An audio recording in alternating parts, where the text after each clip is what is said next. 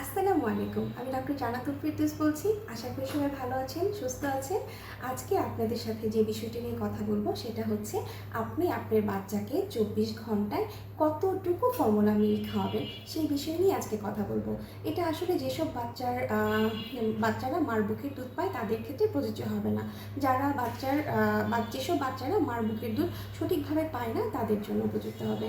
আশা করি সবার উপকার হবে। প্রথম সপ্তাহ থেকে দ্বিতীয় সপ্তাহ এই সময় আপনারা কী পরিমাণ খাওয়াবেন প্রতি 24 ঘন্টার কথা আজকে বলবো।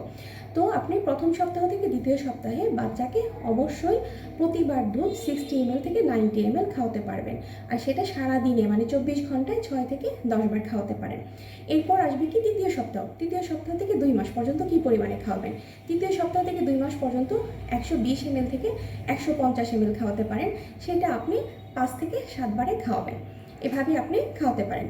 আবার 2 মাস থেকে তৃতীয় মাস বাচ্চার বয়স যখন 2 মাস হবে সেখান থেকে তৃতীয় মাস পর্যন্ত 150 ml থেকে 180 ml দুধ আপনারা খাওয়াতে পারেন, সেটা 5 থেকে 6 বার আপনি খাওয়াতে পারেন প্রতি 24 ঘন্টায়।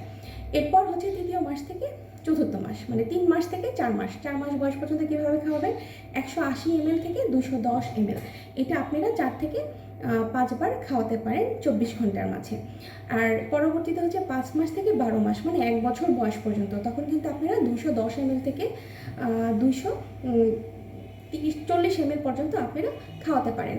আর এটা যদি আরও সহজ করে বলি তাহলে সেক্ষেত্রে কী হবে, সেক্ষেত্রে হচ্ছে প্রতিদিন 24 ঘন্টার মাঝে বাচ্চার ওজন যত হবে তাকে যদি 150 দিয়ে গুণ করেন তাহলে যত মিলি হবে তত মিলি দুধ খাওয়ালেই হবে।